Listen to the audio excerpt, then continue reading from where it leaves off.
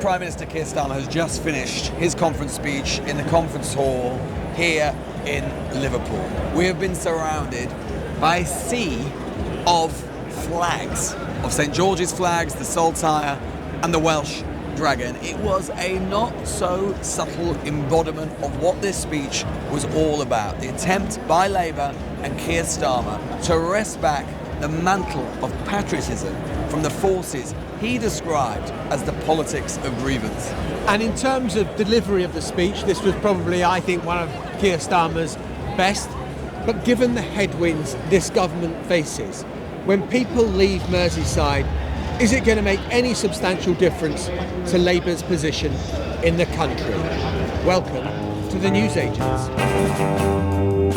Free speech is a British value and we have guarded it for centuries. But if you incite racist violence and hatred, that is not expressing concern, it's criminal. And this party, this great party, is proud of our flags. Yet if they're painted alongside graffiti, telling a Chinese takeaway owner to go home, that's not pride, that's racism. It's John. It's Lewis. And that was Keir Starmer at the Labour Party conference with his keynote speech. And it was a sort of classic of the genre in some ways, in that there was, you present two competing visions, the high road, the low road, good, bad. And it was framed in terms of Labour good, in the renewal it wants for Britain and a united nation and a united kingdom, and bad with Nigel Farage sowing division as you go. And I suppose the remarkable thing, just to underscore how much our politics has changed in the last year, I don't even remember last year Keir Starmer mentioning Nigel Farage in his conference speech. And here he was the absolute centre of the argument that Keir Starmer wanted to make, and was calling it, a fight for the soul of our country. Indeed, I mean, Keir Starmer in this speech legitimised an idea which had sort of been positive before, but he basically made Nigel Farage leader of the opposition. Indeed, I think it must have been the first Prime Minister's speech or leader speech of a Prime Minister at a party conference for some time when the leader of the opposition was not even mentioned, the actual leader of the opposition, Badenoch. In fact, Starmer didn't get many laughs in his speeches, but he got a decent laugh when he mentioned at one point the Tories, remember then. Big laugh from the crowd. And that was 50 minutes in. So you're right, John. In a way, this speech reflected and crystallised the extraordinary political environment that we're in and the extraordinary space that we've moved in such a short length of time. And look, I think that there's so many sort of things to say about this speech, and it's so interesting. And on the positive side, for a start, I think that this was easily the most forceful we have seen Starmer, in a sense expressing some of the politics that he most deeply has, right? The truth about Keir Starmer is that in some senses, I mean, he's right, his opponent's right, he's a London lawyer, right? And I think it is clear that quite a lot of the kind of traditional liberal politics that exists within him, that repeatedly throughout his leadership he's often suppressed or tried to pretend wasn't there, it was on full display in this speech, right? At several points, and I think as a speech overall it didn't always cohere, but most people unlike us aren't sad enough to be in places like this listening to the full speech. Don't try and lump me in with your sadness. Well, you were there too, you were there. I saw you taking all your little notes like a little geek. And most people don't listen to the whole speech, right? So they don't care whether it coheres or not. What I think was clearly most notable and will be a win for them and marks a significant shift in approach is the bits, like we've just heard, where Starmer was offering a clear rebuttal and rejection of the sort of politics, populist politics, what he called the politics of grievance that Nigel Farage, he says, has and Reform has. And, you got to think, rejecting racism, rejecting the sort of, far-right kind of accusations, the way they've seized the flag, all of these sorts of different things. You've got to think, only a week ago, or a couple of weeks ago, we had government ministers who were reluctant to come on the airwaves and condemn people for going to a Tommy Robinson march, reluctant to even discuss whether he's far-right or whatever it happens to be. Only a week ago, we had the government reluctant to say that Reform's proposals on indefinite leave to remain, which are literally deporting people who have a legal right to be here, the government reluctant to engage in a values-based critique of those proposals, right? Fast forward a week, and you've got Keir Starmer offering an articulation, a defence, if you like, of liberal Britain, of, he didn't use this word, but a form of multiculturalism, of a sort of Britain that I think he is most comfortable. And that is a marked shift very quickly. And those clips will travel. And for a certain constituency, a part of Britain, I think they will feel, a sort of more liberal Britain, will feel that their values, for the first time in some time, are being defended and articulated by Keir Starmer and 10 Downing Street. But aren't a lot of people going to say about bloody time too?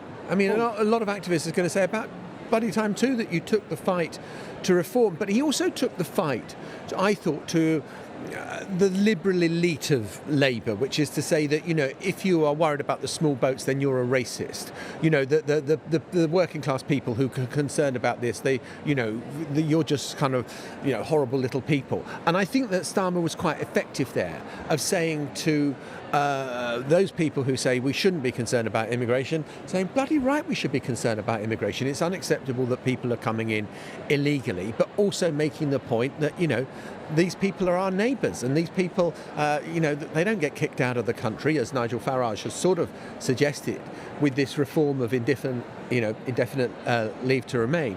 And I think that was kind of effective in what Starmer wanted to do, and I think will give Labour ministers, MPs, a clearer argument that they need to make about what it is that he stands for. I think the thing we were also talking about, though, was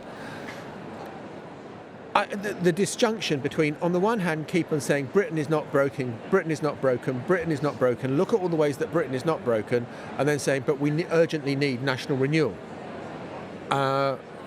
Those two seem inconsistent. Well, look, I think on the first point, the approach to reform that Starmer and Labour have largely taken up to now has been more or less to basically say that Nigel Farage is actually right about a lot of stuff, but you can't trust him to execute it. Yeah. No one can say that that is Labour's approach today. That has been completely changed. There's been a turning of the wheel in terms of how Labour are approaching this. We saw this was hinted at the very start of the week with Starmer saying that policy was racist. Also, a word racism that actually Starmer invoked repeatedly in the speech. He also was starting to talk about Brexit again and the frailties and weaknesses and problems of Brexit, something else he has been very reluctant to talk about for many years. So you can see a rapid evolution in terms of the politics. I think so that's all, I think, for the good and to the good. And, we've been sat here for a long time, and not just here, but on our show many, many times over the past few months, basically almost yearning for and saying that, Keir Starmer, get on the front foot. Don't be afraid to start talking about ideas, start talking about your values, because that is the sort of political environment we're in. So, all to the good. That said, there is a problem. There is a problem in the sense that this is, in my view, that this is the contest, this is what Starmer's talking about. Starmer basically is saying that Nigel Farage, that the Labour Party, is in the fight for its life. Almost as if an election were around the corner, or it were tomorrow. We know that's not the case. There's still about 3.5, 4 years of this government's mandate to run. I think that in order to deal with Farage, it is not enough to simply call him out as to where he's wrong on each individual policy, even just to take him on in terms of his values. What you need, as Starmer himself has basically indicated, is a program of, as he himself has said, of national renewal. And that is the bit that in the speech, and more broadly, I think, is still so completely lacking. What does a program of national renewal actually look like? What is the Starmer project beyond simply not liking Nigel Farage? What is the Starmer project beyond being more decent, in his own view, than Nigel Farage is? And the truth is, John, is that, and this is the other thing that we've talked about for a long time in terms of wanting to understand and know where Keir Starmer is going. The truth is that if there were a greater sense of what that national mission was, of what that political project is, then he would have spoken less about Farage today. A leader who had a very clear sense of their own momentum and where they wanted to take the country wouldn't need to make this dividing line, because they would talk instead more about themselves and what they are, and not instead of what they're not. Well, I suppose the thing that struck me as I was listening to the speech, and I'm sure Labour High Command and the government will hate this comparison because of how it ended, but it reminded me of Joe Biden, the best soundbite that he had, which was, don't compare me to the almighty, compare me to the alternative, which is all well and good. The American people did compare Joe Biden to the alternative of Donald Trump and thought, yeah, we'll have more Donald Trump, please. And Biden, and Keir Starmer doesn't want to find himself in the same position as Joe Biden was. Now, I know there are different things. Joe Biden was very Hillary old. Clinton was. Or Hillary Clinton was. Where you say, well, you can't go for this terrible kind of dastardly rogue. I'm better than that. And the American people thought, well, no, I'm willing to give it a go, which is what you said. Are you in the stage now of our politics that if you haven't got a clear argument, then people will think, you know what, I'm sick of all of you. And I will go for the kind of outsider who wants to burn the house down. Well, Starmer's central contention was the biggest problem in Britain today in our politics is the politics of grievance. But I didn't actually hear him articulate what the politics of grievance is. So, for example, if someone is aggrieved about immigration, is that the politics of grievance? If someone blames the number of immigrants that are in the country because of the NHS, because of the pressures it has on schools and the NHS or whatever it happens to be, is that the politics of grievance? Because that is Nigel Farage's argument, and it is an argument that up to now, Starmer and Labour have largely subscribed to. Have they changed their view on that? More broadly as well, just on that point about Biden, which I think is a well-made one. My concern about this would be, if I were in Labour, is that the history of the last 10 years of political volatility has been littered, strewn with progressive forces and progressive parties in different parts of the Western world who have made a bet that their country is more decent than they think it is. Yeah, when push comes to shove. They'll do the right thing. And that they can own the mantle of decency in a way that their opponents can't. Because the truth is that we have seen repeatedly, in the United States most notably, but in other places as well, that even when a lot of voters believe that maybe someone in some ways is a bit indecent, or they don't share their mores, or they don't share their tastes, or they don't like the way that they conduct themselves, or even like everything that they stand for and think some of the things that they stand for are indecent and divisive. Nonetheless, we have seen again and again voters opt for the anti-system, non-status quo party because there is such a sense in polity after polity, democracy after democracy, of burn the bloody house down. Yeah. We're so unhappy. That is something that Starmer himself has talked about and alluded to repeatedly. And my worry would be, even though I think he came out strongly, forcefully, he articulated, particularly on these questions of division, aside to himself, we have not always seen all to the good. My concern might be that the message that has basically gone out from this conference is, we are the status quo. We are the status quo, that he's setting himself up as a dividing line between himself and Farage as the status quo versus the change. And we know time and time again how that has worked out. Well, I suppose his argument to that would be, look, come on, I was talking about renewal, I was talking about the way we need to change, that we've got to change the balance of our society and opportunity for all, and, everyone in Britain, la la la la. So I would think he would say that was his attempt to be the kind of change maker and not be the status quo candidate. But I think that if we're going to have a budget in 8 weeks' time, which is probably going to be really tough. And this is the other thing that I thought. And, well, hang on, did you lay the groundwork for the budget? Now, there was a bit of that where saying, we've got to have fiscal responsibility, we can't make unfunded spending pledges because that will hit the working people. And so I think he framed that quite cleverly about why you've got to have, fiscal rectitude and discipline in all of that. I don't think the Labour Party wants to hear it. This whole week, John, has been a series of tummy tickles for the Labour Party in all sorts of different ways. And that underlines just how powerless his position had become right. as the leader in the 15 months since he was elected the Prime Minister. And it is remarkable how weak his position is. But I think if you're going to make an argument that is going to prepare the groundwork for a budget which is probably going to be pretty tough for an awful lot of people, you've got elections next year, which are going to be pretty tough. You've got to be starting to deliver on some of this stuff. Because I think that if Labour do badly, if the budget goes down badly, and they do badly in the next May's elections, all talk about the leadership will be reinforced. And not least because of what Starmer has done in his speech. Because what Starmer has done in his speech is basically say, we are in the fight of our lives. We're not just up against the Tories. We are up against a guy and a party that is indecent, un-British, and where the stakes could not be higher because the forces they will unleash, he is basically implicitly saying, will be appalling. that basically, if he can't therefore turn it round against them, that legitimises a move against him. Because the Labour Party itself could say, you yourself, Keir Starmer, has said, we are in a fight of our bloody lives here. So if you're not the guy to take over, if by 2026 in those elections or slightly beyond that, you show no signs of progress, then we have no choice but to roll the dice because the stakes are simply too high. I thought the other thing that was notable about Keir Starmer's speech was not just taking aim at Farage, he also had a pop-up populist solutions, whether they be from the left or the right. It sounds like he's got Andy Burnham in the crosshairs. Yeah, and look, the Burnham, we'll always remember where we were for the Burnham coup, wasn't it? 72 hours or so that it lasted for.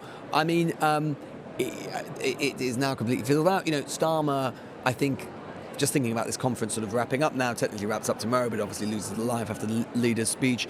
I think, Team Starmer will be pretty happy with it. They've got on the front foot, which hasn't been true for quite a long time now. Burnham, they've seen off. They were lucky in his enemies. He has completely retreated now. He said that he thinks Keir Starmer is the right man for the fight. That doesn't mean that he's going to retreat entirely and he might not come back and his prospects rise again. Well, someone caught a photo of him just leaving the conference hall and going out of the conference centre before Keir Starmer spoke. And so they will feel reasonably content with things, but we've identified the strengths of the speech, of the approach. It is a big change in approach. I think it is. Interesting to see if it sustains, but also, of course, what he did not do. And I say this has been a week where I think has been largely kind of tummy tickling for the Labour Party. I don't think it's been a week where anyone from the Chancellor, the Prime Minister, has said to the Labour Party anything in particular they didn't want to hear. You are right, John. That is about the reflection of their relative political weakness, and there are some massive political landmines that are ahead. We've got the budget in a month's time. We've got, that we've heard virtually nothing about the massive public spending problems that Rachel Reeves, the Chancellor, has got, the taxation that she's maybe going to have to look to. You can guarantee the next month in the run-up to that budget is going to be exactly what we saw with the last budget, with endless speculation and endless potential sort of damaging stories about different things that she might do or might not do. And then, of course, you've got the local elections next year as well. So this has been a good placeholder conference. It's reset political strategy, Labour's political strategy. But my word, as Starmer himself said, in fairness, there are some very tough times to come. And if you just looked at the polls coming into this conference of Keir Starmer's standing, I do think this is interestingly an area where we're becoming more like America, where things are being polled continuously. Oh, it's ridiculous. And there are almost too many polls. I don't want to put the pollsters out of business, but there are almost too many polls now. But you can be absolutely sure that Number 10 Downing Street will be looking at the next set of polls to see if there's any kind of bounce from this conference and whether this is starting to change the terms of debate. Because coming into this conference, Labour's position, Keir Starmer's position, was absolutely frigging awful. Well, I can't think of anywhere better to end other than using the word frigging, but there we go. You don't get that with, mate. Let's do it. We'll be back with Wes Streeting, the Health Secretary, just after this. Well, we are joined now by the Health Secretary, Wes Streeting, who had a very successful morning with your speech. And let's talk as well about the speech we've just heard from the Prime Minister. He said he was setting out the stall of the fight of our lifetime for the soul of this country. How is it going to change? How is the country going to change? What is the change that we're going to see? We want Britain to feel like a country that's on the up. And I think part of the challenge for the country today is there are so many people for whom life not only feels hard, either because of the pain in their pockets or feeling that their communities, their streets aren't safe, or they don't think we've got control of our borders. And worst of all, a lot of those people think that Britain is going to get worse, not better, and that the opportunities for the next generation will be worse than the last. And the truth is that unless we tackle the big challenges and injustices facing our country, that decline will materialise. And what you heard from the Prime Minister this afternoon is someone who is determined to arrest the decline, tackle the big challenges facing our country, and give Britain not just its future back, but its hope back. And I really think that's what he did. Explaining what motivates him, particularly as someone who wasn't born with a silver spoon in his mouth, so had to work hard for everything he's got, learned from his parents who grafted really hard. And I think the essence of what his speech was about was saying that kids from working class backgrounds like ours should have the same choices and chances, security and opportunity in life as those from the most privileged backgrounds. Wasn't there a contradiction? He kept on saying, Britain is not broken. Look at this, look at that, all the areas where Britain is not broken. And at the same time saying, what we need is national renewal. Isn't there a contradiction there? I think what he is really alive to is the risk that if we're not careful, we, and I don't mean the politicians, I mean we, the country, could end up talking ourselves into decline. People are crying out for hope, and people want to feel, like, not just in their hearts but in their lived experience, that things are getting better. Now, for some people in our country, as we heard very powerfully from some of the contributions this afternoon, for some people they are feeling that change. If you're a steelworker in Scunthorpe, your job has been saved by Keir Starmer's leadership. If you're a worker at Jaguar Land Rover, your job was saved by that US trade deal. If you're a shipbuilder on the Clyde, then not only is your job saved today, but for more than a decade to come. And if you're one of the kids at one of our breakfast clubs, from one of the poorest families, then you'll be starting the day with a hungry mind instead of a hungry belly. And that is a lifetime's worth of change and opportunities. Now, have we solved all of the problems in our country in the first year? Of course not. There's so much more to do. Change has begun, and the best is still to come. Prime Minister kept talking about, and basically said, the central problem for the politics to come is the politics of grievance and those who peddle the politics of grievance. I'm not sure he defined the politics of grievance. What is it? Well, let's give it a name. I think Nigel Farage seeks to exploit division in our country, to sow division in our country, and looks at some of the challenges facing Britain as an opportunity for political gain, rather than as challenges to be solved. And if I think about just some of the things that Farage has said just in recent weeks, he says he wants an insurance-based system for our NHS. Now, that'll be a system that checks your pockets before your pulse and your credit card before your care.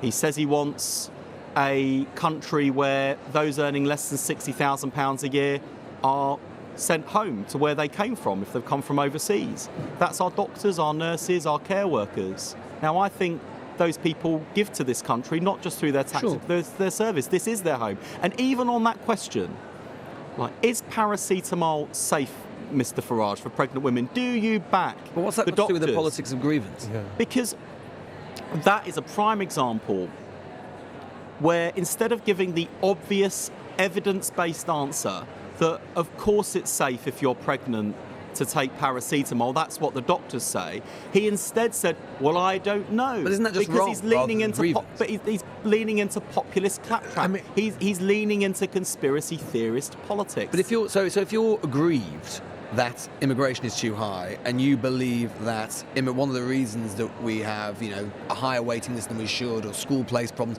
is because there's too many people in the country, is that okay? Is that okay to believe, or is that the politics of grievance as well? No, I wouldn't say that's a politics of grievance. I would say, in fact, one of the things that I thought was interesting as the Prime Minister was approaching the conclusion of his speech was he effectively said, look, if you're a patriot and you love our country, and you want to solve the genuine problems that exist in our country, whether you vote for us or not, the hand's reached out, we want to work with you. And, this is a government that acknowledges that we've got real problems with migration, levels of net migration are too high, and we don't have secure borders. We're determined to change that. That's what Farage thinks. I don't think that Farage offers real solutions to problems. I mean, look at his track record. On Brexit, he campaigned for it, told us our country would be better off as a result, said that all of us who were saying this would be really bad for our economy and for living standards were telling porkies. And the moment that referendum was won, he buggered off, didn't take any responsibility for it, and we've been left picking up the pieces for the negative impact that decision has had on our country and on some of our poorest communities in our country. Don't you worry that you set out two competing political visions, that there is this sort of dark and grievance-filled vision of Farage, and there is this enlightened view of Keir Starmer? We've seen that play out in politics in America. You can have Joe Biden, that's exactly the way he tried to present the fight against Donald Trump, and we know what happened. Well, so I think that is a a good cautionary note, and I'm now going to invoke my other favourite Labour leader, Anna Sarwar, our Scottish Labour leader, who on the Fringe this week was making almost precisely this point, that sometimes on the centre-left in recent years, whether it was at general elections or that Brexit referendum, we were making the head case and the rational case, but not the heart case, and not connecting emotionally. And we've really got to learn from that, because you can't just go around spitting facts. You've got to make sure that you connect with people on an emotional level about their experiences, their fears and their hopes and their dreams. And I thought that's what Keir did very well in his speech this afternoon, actually. I felt an emotional connection to what he was saying. And although our backgrounds are slightly different, and I am very much a product of social mobility, and work my way up from growing up in poverty on a council estate to sitting around the cabinet table today, and went to a great university.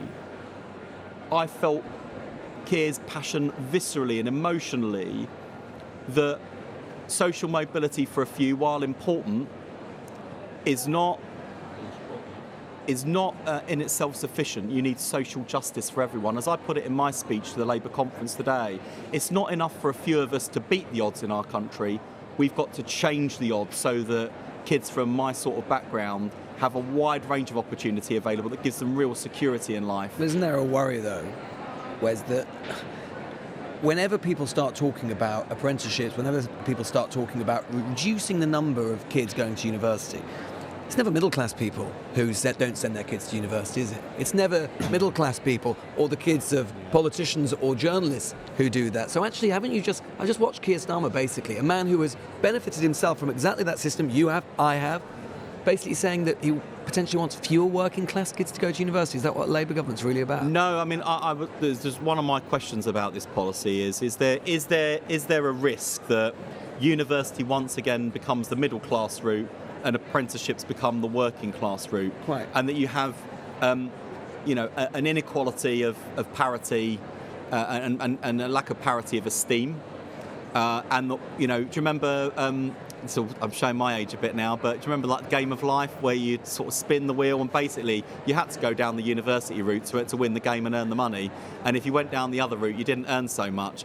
I don't want to return to that. I don't think that's what the Prime Minister was talking about. We actually want to see participation in our universities widened, and we want to see access to our most academically elite universities widened. I think one of the tests of our success will be how many old Etonians and old Harrovians can we get into really good quality apprenticeships in this country? I reckon you'll get zero. Yeah, exactly. How many do you think would be? Well, I'm the eternal optimist in politics, but look, I do think that we've got to make sure that there is not just social mobility but social justice in this country. Both are important. Just on, the Prime Minister's basically set up this battle today between yourselves and between Reform. He said the stakes couldn't be higher. It's the fight of your lives. If he can't turn it round, potentially perhaps by the 2026 elections, which at the moment look potentially catastrophic, if he can't turn it round, is he the man for the fight? Shouldn't he stand down if the stakes are as high as you think they are? Look, I think we sort of had enough of that sideshow of speculation this week. And one of the things that the Labour Party conference has done is really galvanised the whole party, galvanised them behind Keir's leadership. We've had a bit of the sideshow this week. What we saw from the boss was the main stage act, and so it doesn't matter if the polls just stay where they are. I think the thing that I took most heart from, in a way, from Keir's performance was that the character that I get to see up close as a member of his team, I think the country will get to see from that speech. We need to dial that up. We need to do more of it. I think we need to give Keir more opportunities to show who he is, what drives him, what motivates him. In fact, I'll give you one example of how this works sometimes. I will never forget my very first, you might have to get the bleeper ready, by the way. I remember my very first visit with Keir Starmer as Shadow Health Secretary.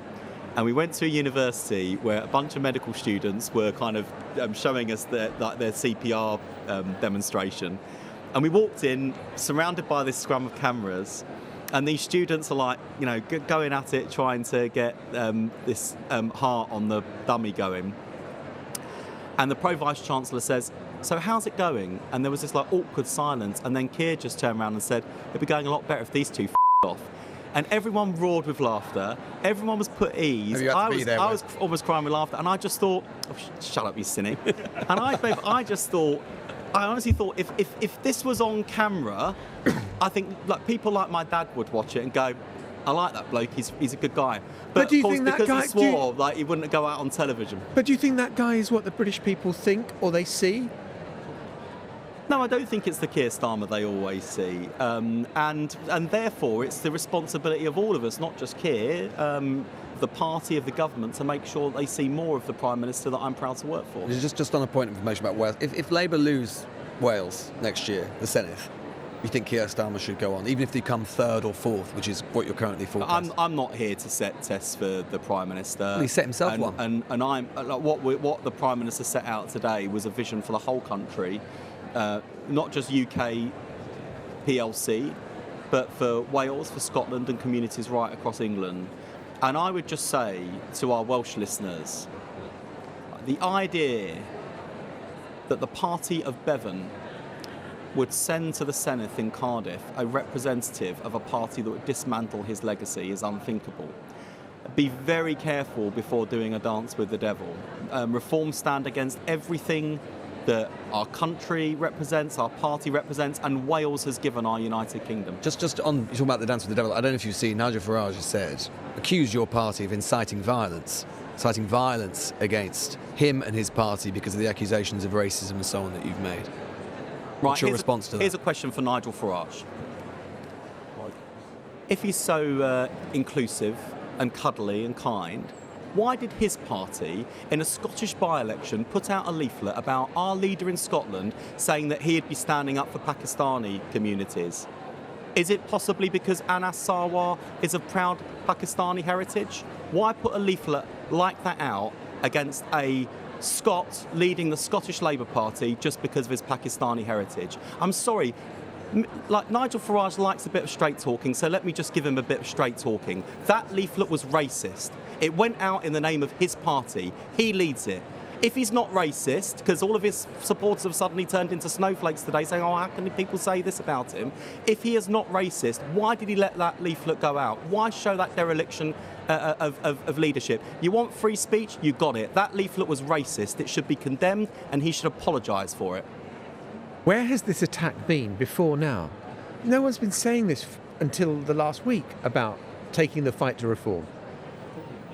Well, I think it's a few things, to be honest, John. I'll just speak for myself here. I came back from my summer holiday. I had a week off abroad, and as I was driving down to Cornwall to spend some time with my partner's family, I was driving down the motorway and saw our country's flag hanging from various overheads on the way down the motorway. And I thought two things. Firstly, why are you hanging the Union flag the wrong way up? I thought you meant to be patriots. And secondly, I thought, what's happened while I've been on holiday? Where have all these flags come from? It's not a World Cup, it's not a European Championship, it's not Eurovision, it's not the Olympics. Flags were put up to try and make some people in our country whose skin colour or faith is different to mine feel uncomfortable. And I was ashamed of that. And I was ashamed knocking on doors in my constituency with people from backgrounds that I've grown up with, again, who look different to me, whose faith is different to mine, who are born in this country and feel less safe than they did only a few months ago. And that has shocked me to my core, hearing my constituents saying that they feel like the racism of the 1970s and 80s they thought had gone to bed has come back. That's why we're finding our voice, because this is our fight. This has always been the Labour Party's fight against prejudice and injustice. And we won't stand for it. And I won't stand for people that I've grown up with and people I'm proud to represent being made to feel like this country is any less their home than it is mine. And that's why today, as our country's Health and Social Care Secretary, I said unequivocally to those people who've come from overseas to work in our health services, to work in care, Farage says go home, I say you are home. Thank you for your service, not just through your taxes, but to our care. I'm really proud that you're here in Britain, and with Labour, this will always be your home and you will always be welcome. Wes Streeting. Thanks so much. I Whoa.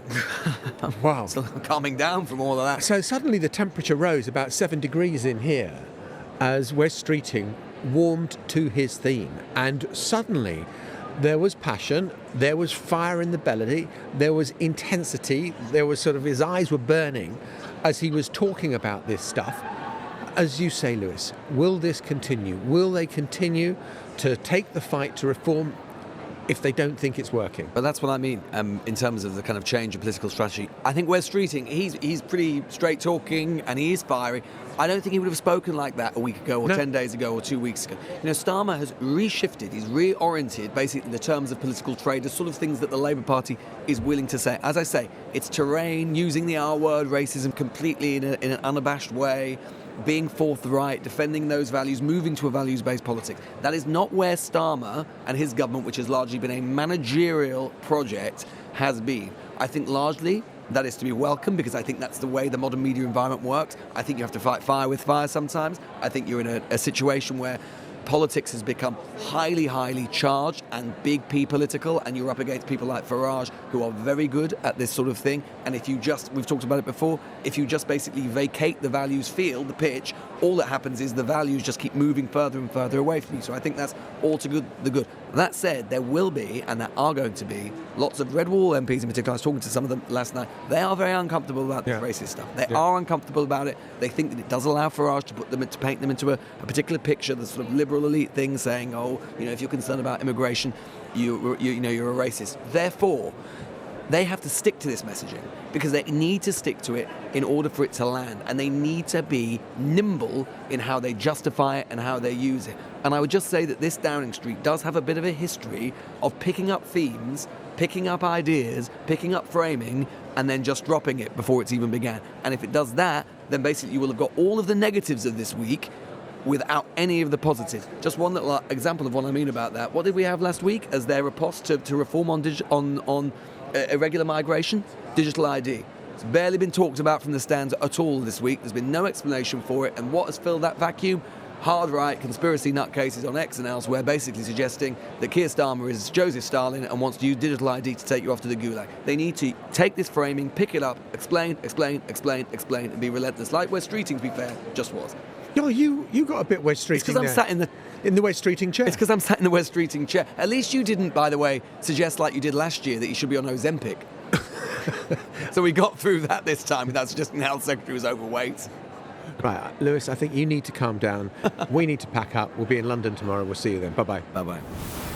The Newsagents. This is a Global Player original podcast.